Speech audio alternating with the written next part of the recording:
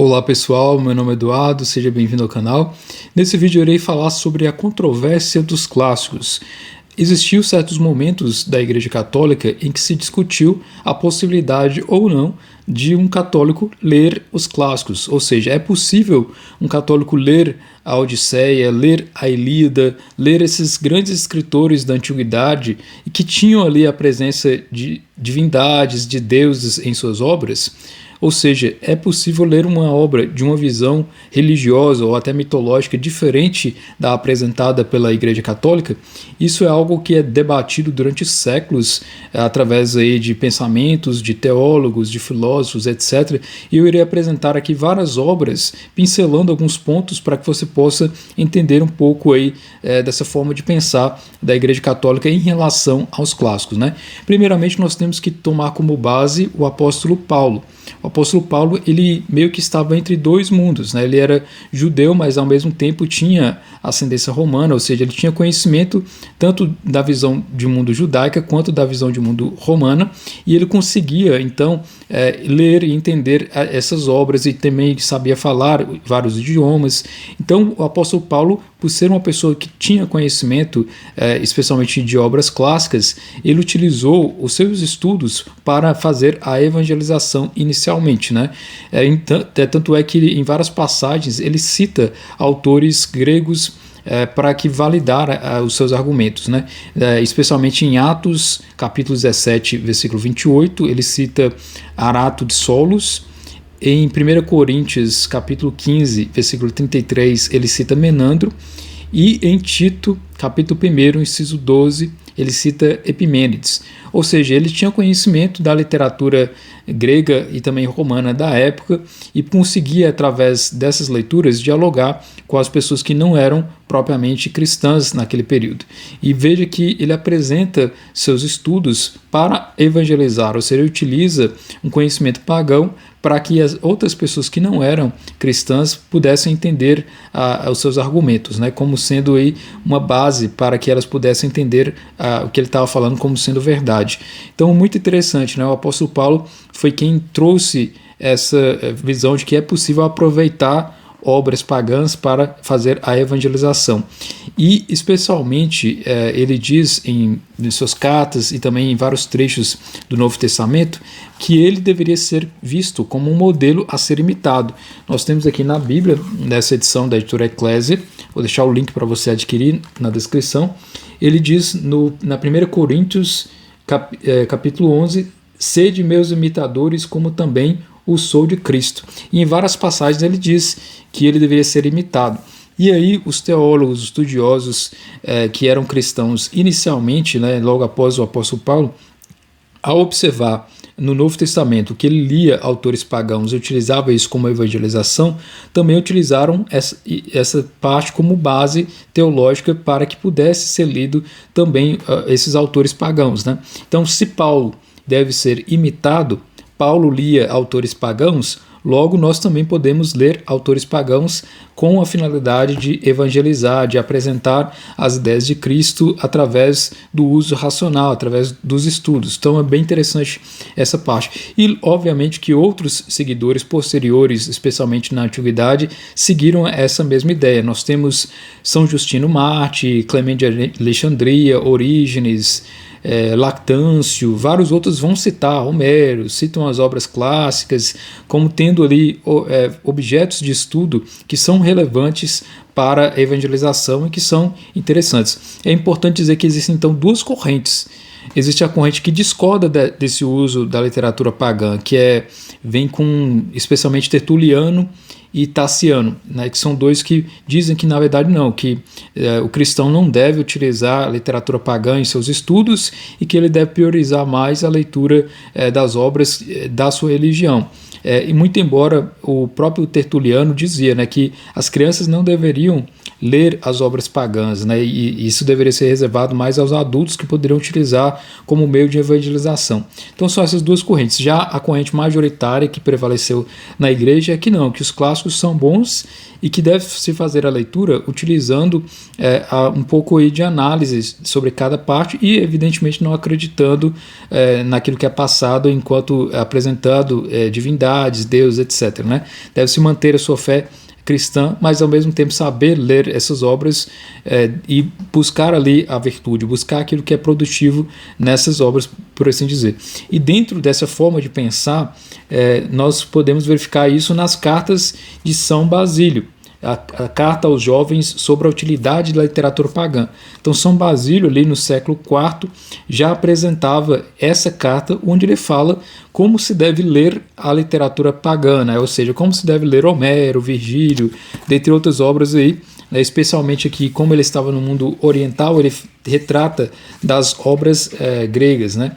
E ele vai falar sobre um trecho que é bem interessante aqui, que um professor dele elogiou Homero, elogiou autores da antiguidade grega, dizendo o seguinte: ouvi um homem hábil a explicar o sentido dos poetas.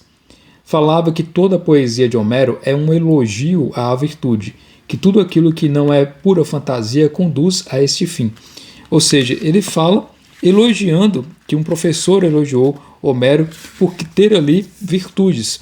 Então as obras pagãs, ou seja, escritas por pessoas que eram de outra religião ou de outra fé, essas pessoas poderiam ser lidas desde que você buscasse ali as virtudes, pincelasse ali, né, e portanto aí dando uma abertura e essa possibilidade, porque na antiguidade era um pouco mais, digamos, rústico, né? As pessoas só liam aquilo que era da sua doutrina, evitavam outras doutrinas, outras obras, né? E aqui nós temos essa abertura, especialmente São Basílio coloca isso, né, nessa carta, dizendo: é possível ler as obras pagãs e que você pode, portanto, adquirir conhecimento, adquirir entendimento sobre virtudes através dessas obras, mantendo a sua fé, utilizando da melhor forma possível essa leitura.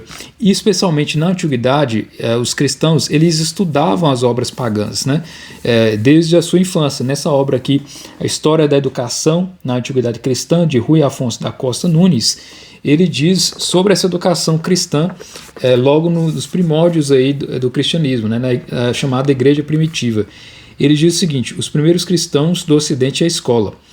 Os cristãos dos primeiros séculos não mantiveram escolas próprias, mas enviavam os filhos aos estabelecimentos comuns do Império. As crianças e os jovens, de acordo com as posses dos pais, frequentavam as escolas dos gramáticos e dos retóricos, onde aprendiam as artes liberais junto com os seus colegas pagãos, e muitos professores eram cristãos tão competentes quanto os outros que não participavam da sua fé. Então veja que é interessante, os primeiros cristãos iam para as escolas, aprendiam com os pagãos e mantinham a sua fé. E aí depois, como eu disse, ocorreu a controvérsia de Tertuliano, que diz que não, que os jovens não deveriam ler literatura pagã, mas que isso deveria ser reservado às pessoas adultas, né, que já tinham um conhecimento aprofundado teológico, etc. Então esse é um livro interessante, vou deixar também um link aí na descrição para que você possa entender a história da antiguidade cristã e a educação. Então, a partir desse momento, especialmente aí, dos primórdios do cristianismo, a literatura pagã ela foi lida em massa, né, seja por padres, estudiosos, etc. Ocorreu o fim do Império Romano e ocorreu uma certa divisão, até mesmo cultural, entre o Império do Ocidente e o Império Oriental. No Império Oriental prevaleceu a leitura de Homero, dos gregos antigos, e no Império Ocidental a leitura dos antigos romanos, né, Cícero, Virgílio, dentre outros. Então veja que a Igreja Católica, como nós conhecemos, latina, ela lidava com o latim justamente. Então ela lia essas obras durante quase 1000 anos. Os gregos meio que foram ignorados pela Igreja Católica no Ocidente, enquanto que no Oriente ela continuou sendo cultivada através aí das leituras dos grandes clássicos, né? E o Ocidente teve grandes estudiosos dos clássicos, especialmente ressaltando os monges medievais, né?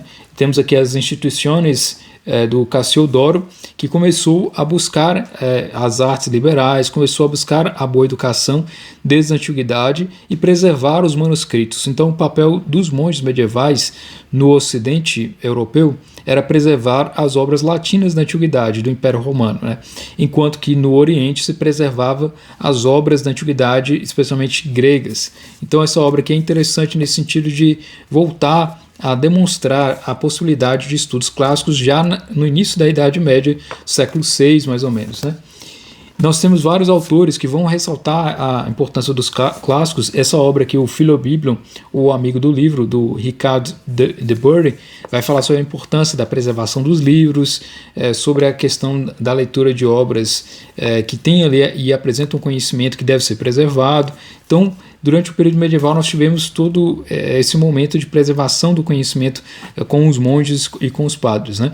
E para saber mais sobre essa questão do desenvolvimento educacional, dos estudos clássicos, o São John Henry Newman escreveu esse livro, Origem e Progresso das Universidades, onde ele vai falar sobre todo o desenvolvimento educacional, desde a antiguidade até o surgimento das universidades, que é um livro muito interessante para entender o quanto que a Igreja Católica contribuiu nesse sentido de preservar os manuscritos antigos, preservar os estudos da literatura pagã, mesmo não concordando ali com o que estava apresentado em relação aos deuses e divindades, né? Colocava isso como ficção, como mitologia e continuava então com os ensinos teológicos. Então é muito interessante essa obra escrita por um santo doutor da igreja, né? Também vou deixar para você o link aí para se aprofundar nessa temática. E é interessante também a própria obra dos Lusíadas de Camões, ela meio que sofreu um pouco do estudo, né, dos inquisidores. Existia com a Inquisição uma certa censura às obras anteriores que pudessem contrariar a fé católica. Então esses inquisitores liam as obras e verificavam se tinha alguma coisa que contrariava a fé a fim de proibir, né? O rei iria proibir através desse parecer aí dos censores do Santo Ofício. E na obra dos Lusíadas nós temos aqui o parecer do censor do Santo Ofício, que apresenta a visão da época, né, do século XVI sobre como ler justamente obras pagãs. Ele diz o seguinte: todavia, como isso é poesia e fingimento, e o autor, como poeta, não pretenda mais que ornar o estilo poético, não tivemos por inconveniente ir esta fábula dos deuses na obra, conhecendo-a por tal, e ficando sempre salva a verdade de nossa santa fé, que todos os deuses dos gentios são demônios, e por isso me pareceu o livro digno de se imprimir.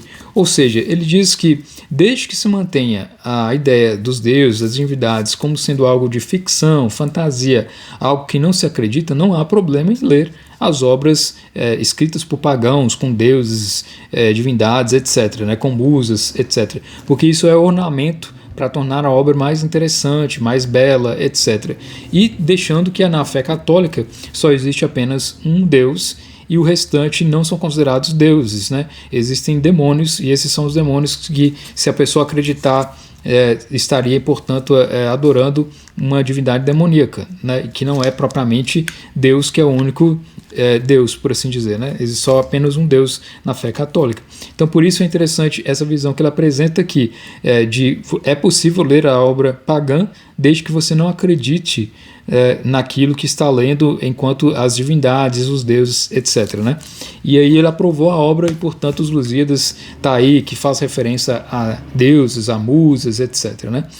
E essa literatura pagã, ela continuou sendo lida por estudiosos, com o surgimento especialmente dos jesuítas, foi ainda reforçada a leitura dos grandes clássicos antigos. Nós temos aqui o método pedagógico dos jesuítas, que vai ressaltar a importância da leitura dessas obras. Ele diz, em se tratando de preleção grega, nesse método do estudo dos jesuítas, diz o seguinte: quanto à preleção grega dos oradores, historiadores e poetas, não seja senão dos antigos e clássicos de Demóstenes, Platão, Tucídides, Homero, Hesíodo, Píndaro e outros desse gênero, contando que tenham sido expurgados, entre os quais, com todo o direito, devem-se repor os santos São Gregório, né, Nazianzeno, Basílio e Crisóstomo. Ou seja, deve-se ler esses grandes escritores da antiguidade, observando e retirando aquilo que é bom e evitando aquilo que era considerado que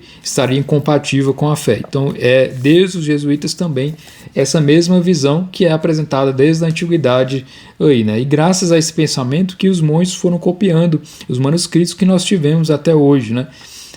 Também sobre essa influência, por ser jesuíta, o padre José de Anchieta, né, São José de Anchieta, escreveu o primeiro épico, né, a primeira obra épica da América Latina, das Gesses Mendes de Sá, né, tendo Virgílio como inspiração e apresentando uma obra em latim escrita de forma épica aqui.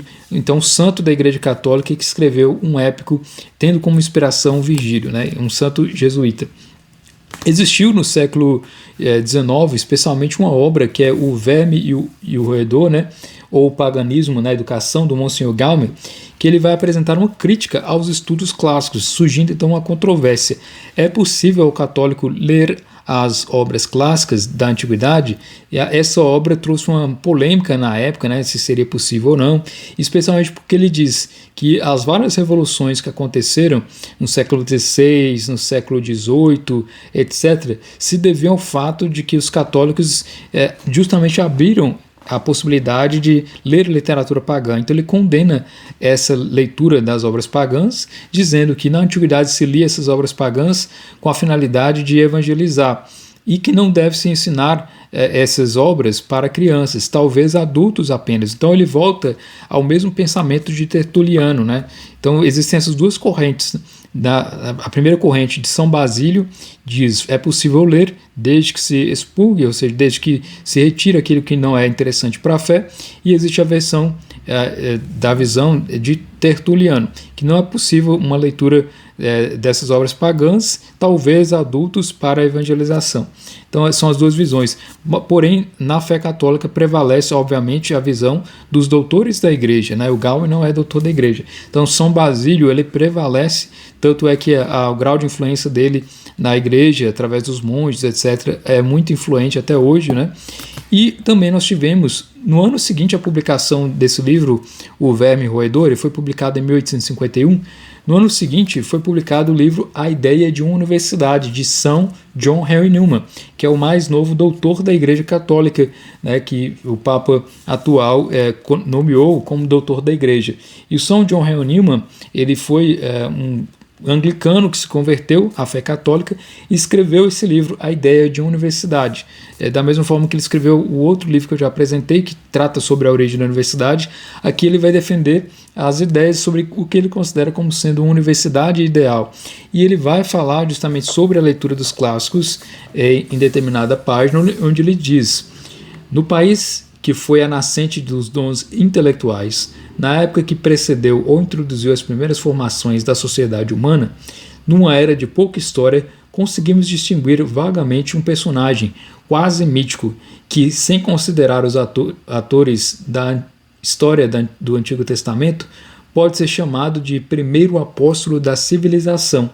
Então é um elogio de São John Henry Newman, dizendo que Homero é o primeiro apóstolo da civilização, dada essa importância aí para que os católicos pudessem então fazer os seus estudos, né?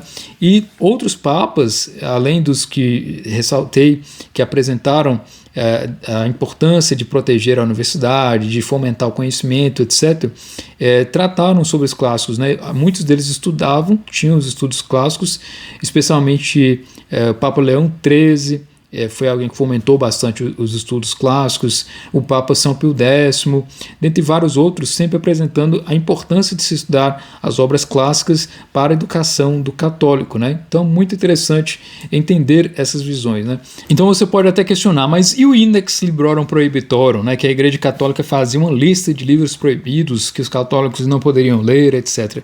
Eu já fiz um vídeo falando sobre isso aqui no canal, você pode assistir para entender a visão católica da época, né, porque é uma questão que envolve questões históricas e também para entendimento, mas eu tenho o Index que tem aqui mais de 4.000 obras listadas, e não há os clássicos da antiguidade. É importante sempre dizer isso. O Index Librorum Prohibitorum, ele proibia as obras modernas, especialmente a partir de 1600 em diante, que confundiam os católicos, ou poderiam confundir os católicos em âmbito teológico especificamente. Então por isso que essas obras elas estão listadas aqui. Obviamente que o índex deve ser visto com uma certa análise da época, análise dos critérios que foram utilizados para constar na própria lista, mas é importante dizer que os clássicos da antiguidade não estão proibidos pela igreja, nunca foram proibidos de certa forma, né? Então é isso. Espero que você tenha gostado desse vídeo. Se inscreva no canal se você não está inscrito ainda. Deixe nos comentários o que você acha aí dessa visão da igreja que por muito tempo preservou os clássicos. Inclusive nós devemos graças a esses estudiosos, monges da antiguidade que fizeram várias cópias ao longo do tempo e que preservaram esses manuscritos. Então nós temos a Odisseia, nós temos a Ilíada, nós temos essas grandes obras da antiguidade graças a esses monges durante quase 1000 anos leram, releram, copiaram, apresentaram comentários, etc. dessas grandes obras, né? É isso. Muito obrigado pela atenção e até nosso próximo vídeo.